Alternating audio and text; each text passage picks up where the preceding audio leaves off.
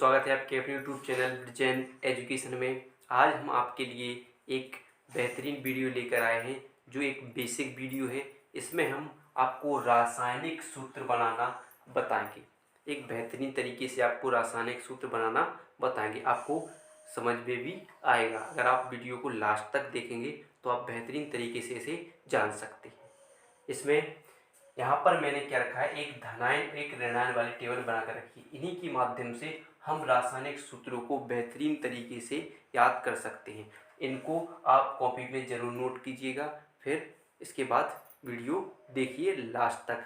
और स्टार्ट करते हैं तो हम अपनी वीडियो, तो अभी तक आपने हमारे चैनल को सब्सक्राइब नहीं किया है तो कर लीजिए और वीडियो को लास्ट तक ज़रूर देखिएगा, आपको तभी समझ में आएगा।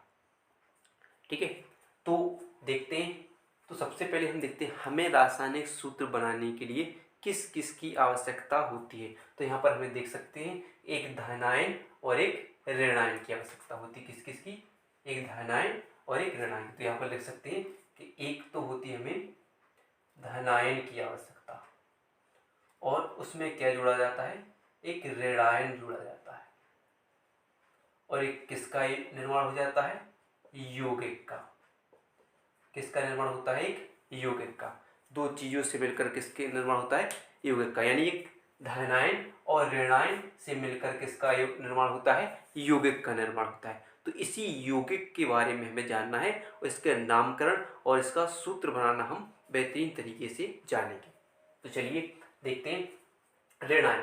तो ऋणायन क्या होता है, ऋणायन धनायन धनायन क्या होते हैं, धनायन हमेशा क्या होती है, धातु। धनायन क्या होती है, धातु होती है। और ऋणायन क्या होता है, परमाणु या परमाणु का समूह जिस पर ऋणायन होता है। क्या होता है, ऋणायन क्या होती है, इसमें क्या होती है, इसके अंदर क्या आती है, ऋणायन के अंदर परमाणु या परमाणु का समूह आता है कोई, इस पर ऋणायन होते हैं। इन दोनों के मिलने से किसका निर्माण होता है, यौगिक। तो मान लीजिए, चलिए तो हम स्टार्ट करते हैं, देखते हैं इनके ये कैसे निर्माण करेंगे। तो मान लो कि हमने एक धातु ली, ये क्या है, ए है। एक परमाणु का समूह लिया, इसे माना हमने बी माना। ठीक है, इस पर हमने प्लस एक्स आयन लगाया। क्या लगाया, प्लस एक्स आयन लगाया। और इस पर माइनस बाई आयन लगाया। क्या लगाया, माइनस बाई आयन लगाया। ध्यान से देखते रहिए, क्या लगाया, दो चीज लगाया। एक हमने एक मान लिया हमने एक धातु ली ए और एक ऋणायन का क्या लिया, बी लिया, जिस पर आवेश है एक एक्स, इस पर एक्स प्लस आवेश है, इस पर माइनस बाई आवेश है। अब हमें यौगिक का निर्माण करना है। तो फिर ध्यान से देखिए क्या होता है कि जो ऋणायन का घात है, जो ऋणायन की घात है वो किसके नीचे आ जाती है, ए के नीचे। यानी कह सकते हैं ए के नीचे क्या आ जाएगा, बाई आ जाएगा। ए किसकी संख्या बन जाती है, बाई किसकी संख्या बन जाती है, ए की संख्या बन जाती है। और क्या होगा, जो बी एक्स की घात है वो किसके नीचे आ जाती है, बी के नीचे आ जाती है। यहाँ पर देख सकते हैं बी के नीचे क्या आ जाएगा, आपका एक्स आ जाएगा। ठीक है, क्या आ जाएगा, एक्स आ जाएगा। यानी कह सकते हैं सीधा अपन त्रियक गुणा करते हैं, यानी इसका गुणा इसमें और इसका गुणा इसमें हो जाएगा। देखिए एक ए में किसका गुणा हो गया, बाई का, और बी में किसका गुणा हो गया, एक्स का। यहाँ पर क्या आ जाएगा, उसके इसके आयन इसके पास आ जाएंगे और इसके आयन इसके पास आ जाएंगे। ठीक है, तो फिर किसका निर्माण होगा, एक यौगिक का निर्माण होगा। क्या होगा, एक यौगिक का निर्माण। जैसे हम एक उदाहरण से समझ सकते हैं, जैसे वही एक धनायन ले लीजिए। यहाँ पर जैसे यहाँ पर मैं लेता हूँ कैल्शियम। ठीक है, क्या लेता हूँ, कैल्शियम। इस पर कौन सा आयन है, +2 आयन। ठीक है, और एक लेते हैं हम ऋणायन, तो कोई सा ले लीजिए, मान लीजिए क्लोराइड ले लेते हैं। ठीक है, तो सी क्या होगा, क्लोराइड Cl ले लेते हैं। इस पर माइनस आवेश, यानी -1 आवेश कह सकते हैं। कितना है, -1 आवेश है, तो एक आवेश है। ठीक है, अब हमें क्या करना है, इसके हिसाब से हमें रखना है। ठीक है, जैसे हमने बनाया कि जो क्या होगा, इसकी घात है, इसकी घात है वो किसके नीचे पहुंचेगी, Ca के पहुंचे नीचे। तो यहाँ पर देखते हैं कि Ca लिखा है, अब Ca के नीचे क्या पहुंचेगा, एक तो हम लिखेंगे नहीं, तो एक हो जाए। फिर क्या लिखा, Cl। ठीक है, तो सी अब क्या होगा, Cl के नीचे किसकी घात जाएगी, Ca की। तो कितनी घात है 2, तो कहाँ पहुँचेगी, यहाँ इसके पास हो जाएगी, यानी क्या हो जाएगा calcium chloride, calcium chloride CaCl2 हो जाएगा। एक और देखते हैं,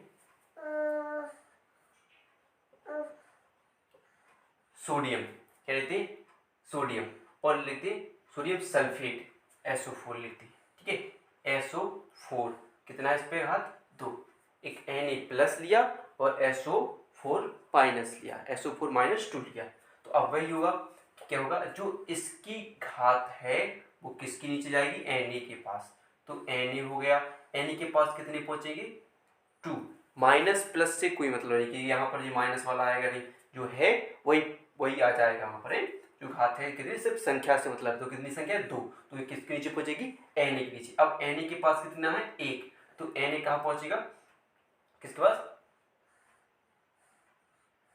इसके पास क्या आ जाएगा, जो SO4 के पास है इसकी घात कितनी है 1 है, तो वो कहाँ आ जाएगी इसके नीचे, तो क्या होगा Na2SO4 हो जाएगा, ठीक है।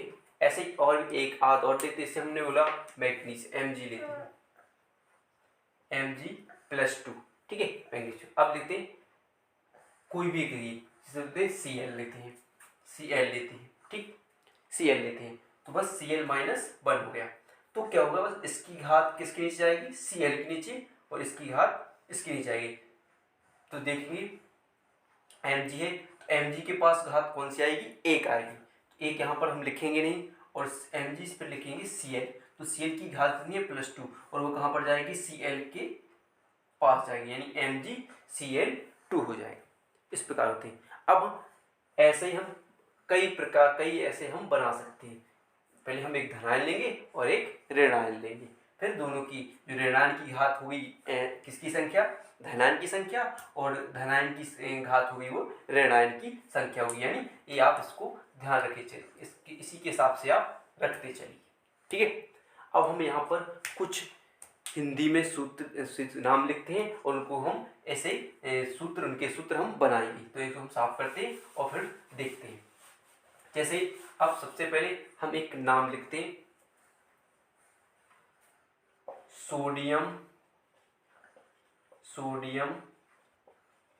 कार्बोनेट। अगर आया तो हमें क्या निकालना है, सोडियम कार्बोनेट का सूत्र निकालना है। किसका लिखना है, सोडियम कार्बोनेट का सूत्र लिखना है। तो यहाँ पर जाइए, सोडियम कहाँ पर लिखा है, A लिखा है, तो सोडियम का सूत्र लीजिए Na, और इस पर कितनी घात है 1, कितना आयन है 1 आयन है, प्लस 1 आयन है। और कार्बोनेट, तो यहाँ पर जाइए कार्बोनेट, यहाँ ये लिखा है कार्बोनेट Ca2 और CO3, कितना है CO3, और इस पर कितना आयन है -2 आयन है, ठीक है, कितना आयन है -2 आयन है।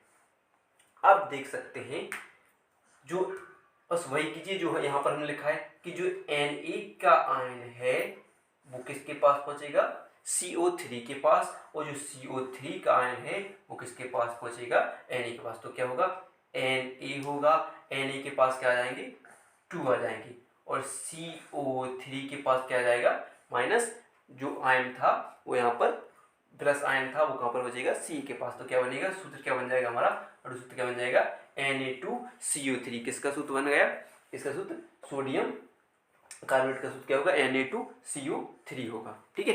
समझ में आया, चलिए लाइक करते रहिए। आप एक और देखते हैं, कोई भी नाम लिख लीजिए, जैसे बोलिए फेरस सल्फेट, फेरस सल्फेट का सूत्र लिखिए, फेरस सल्फेट का सूत्र लिखना है हमें। तो देखिए फेरस कहाँ पर लिखा है, A लिखा है, तो फेरस का सूत्र क्या हो गया Fe, और उस पर कितने आयन हैं +2 आयन है, कितने आयन हैं +2 आयन हैं। और देखिए सल्फेट, तो आप देखिए यहाँ पर भी देखिए सल्फेट SO4, इस पर भी कितने आयन हैं -2 आयन, तो अब आयन का तिर्यक गुणा होगा, तो इसके आयन किसके नीचे पहुंचेंगे SO4 के नीचे, और SO4 के किसके पास Fe के पास, तो Fe के पास कितने आयन आए 2, और SO4 के पास भी कितने आयन आए 2। अब क्या होगा ये ध्यान रखिए कि 2 इसके पास भी है, 2 इसके पास है, यानी कितना 2:2 का अनुपात बनता है, यानी 2 इसके पास है 2 इसका। तो हमेशा क्या करते हैं अणु सूत्र में एक सरल सूत्र लिखते हैं। तो अगर हम 2 से 2 को काटेंगे तो 1:1 आया, तो इसका यानी एक इसका भी निकल जाएगा और इसका भी निकल जाएगा। तो सीधा सिंपल सूत्र क्या बनेगा, FeSO4, जो क्या हो गए 2 से 2 ये कैंसिल हो जाएंगे, अलग निकाल देंगे, यानी 1:1। तो क्या करें FeSO4 एक सूत्र बन जाएगा। ठीक है, अब देखते हैं एक और सूत्र, इसको साफ करते हैं।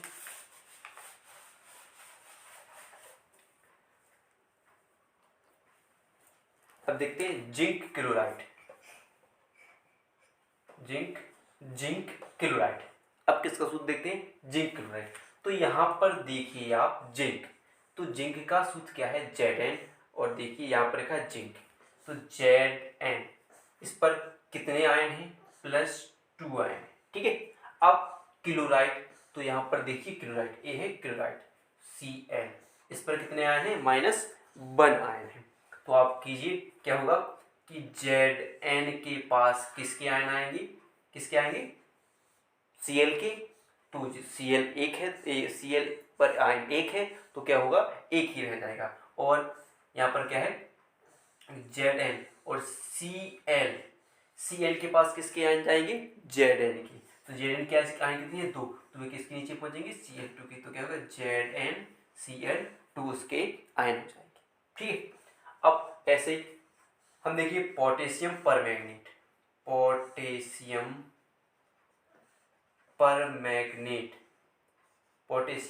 परमैंगनीट, ठीक, एक बात बहुत ध्यान रखिए ना कि अगर कोई किसी में से मान लो ए के पास 3 और बी के पास भी 3 आए, तो एक से जब आगे आयन आएंगे तो उनको हम अलग कर देंगे, काट देंगे, सिंपल क्या बचेगा ए और बी। ऐसा है ना, अगर किसी में दोनों तरफ बराबर मान आते हैं तो उन्हें हम काट देंगे और क्या लिखेंगे, सिर्फ उनका वही सूत्र लिख देंगे, उनकी आयनों को काट के सीधे क्या आ जाएंगे ए और बी, जैसे हमने लिख दिया। तो ऐसे लिखे हम पोटेशियम परमैंगनीट थी। तो पोटेशियम कहाँ पर है, ये पोटेशियम रहा, तो पोटेशियम क्या हो गया K+ आयन, 1+1 आयन, पोटेशियम परमैंगनीट। अब देखते परमैंगनीट ए लिखा है MnO4, इस पर भी कितना है -1 और इस पर +1।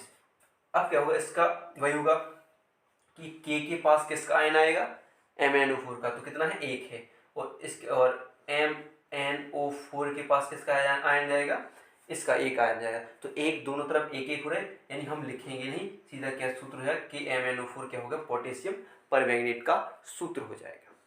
ठीक है, समझ में आ रहा है। तो चलिए एक और बनाते हैं, करते जाइए। अब इसके एल्यूमिनियम सल्फेट, ठीक है, एक देंगे एल्यूमिनियम सल्फेट का सूत्र देखते हैं। एल्यूमिनियम देख सकते हैं आप, ये लिखा है एल्यूमिनियम, Al का सूत्र क्या होगा, Al कितनी आयन है, +3 आयन है, कितने आयन है, +3 आयन है, और सल्फेट SO4, इस पर कितने आयन है, -2 आयन है। ठीक, अब देखिए यहाँ पर हम सूत्र बनाएंगे, तो Al के पास किसकी घात आएगी, किसके आयन आएंगे, इसके आयन आएंगे, तो कितने हैं 2 हैं, तो Al2। फिर SO4 के पास किसके आयन जाएंगे, Al के आयन जाएंगे, तो इसके पहले से यहाँ पर 4 लगे, तो इसके लिए हम क्या करेंगे, इसके लिए ब्रैकेट में बंद करेंगे और बाहर क्या लिखेंगे 3, यानी Al2SO4 का होल थ्राइस क्या हो जाएगा, एल्यूमिनियम सल्फेट का सूत्र हो जाएगा। अगर ऐसे हम बोले फेरिक क्लोराइड, फेरिक क्लोराइड हो जाएगा, फेरिक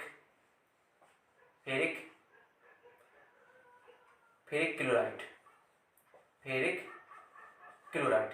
तो फेरिक देख सकते हैं, फेरस और फेरिक, रस की बात करें तो Fe2+, और फेरिक की बात करें Fe3+। तो देख सकते हैं फेरिक की बात की तो Fe+3 और Cl क्या है -1, तो क्या होगा Fe के पास किसके आयन आएंगे, Cl के, तो यहाँ पर 1 है तो 1 नहीं आएगा, और Cl के पास कितने जाएंगे, Fe के +3 वाले आयन जाएंगे, तो FeCl3 इसका सूत्र हो जाएगा। और भी देख सकते हैं, आप कितने भी बना सकते हैं, जो भी आपको लग रहा हो आप बना सकते हैं। Sodium nitrate. अब एक देखते हैं हम सोडियम नाइट्रेट, तो आप देख सकते हैं सोडियम नाइट्रेट, सोडियम नाइट्रेट, ठीक है, सोडियम नाइट्रेट। तो सोडियम का सूत्र क्या हो गया Na+, और नाइट्रेट का देख सकते हैं NaNO3। तो Na के पास क्या आएगा, इसकी घात आएगी, तो Na इसकी घात कितनी है -1, तो Na -1 लेंगे, और नाइट्रेट की क्या है +1 है, और इसके बाद -1 है, तो क्या होगा वैसे की वैसे लिख देंगे, NaNO3 सोडियम नाइट्रेट का सूत्र हो जाएगा। ठीक है, एक और लिखते हैं फिर बस वीडियो को, एक और लिखते हैं कैल्शियम हाइड्रोक्साइड। ठीक है, देखिए आप कैल्शियम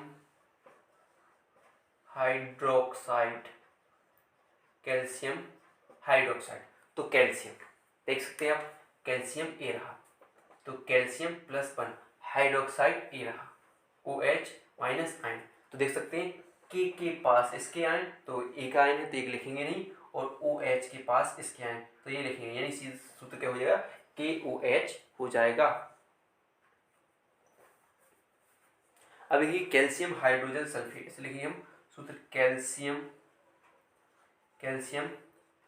हाइड्रोजन सल्फेट, क्या लिखा हमने कैल्शियम हाइड्रोजन सल्फेट, यहाँ पर देख सकते हैं कैल्शियम हाइड्रोजन सल्फेट। तो कैल्शियम का सूत्र लिखेंगे हम कैल्शियम का सूत्र क्या होगा Ca, उस पर कितने आयन हैं +2, ध्यान रखना +2, और हाइड्रोजन सल्फेट HSO4,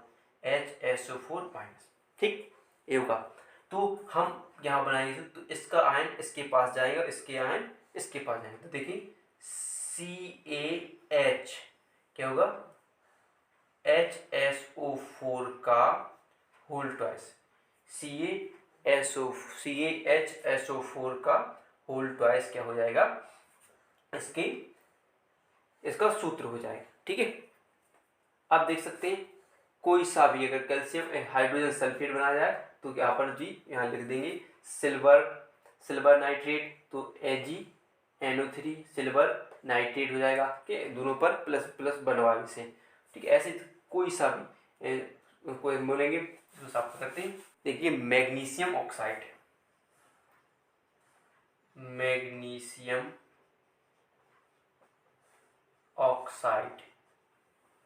ठीक है, मैग्नीशियम ऑक्साइड,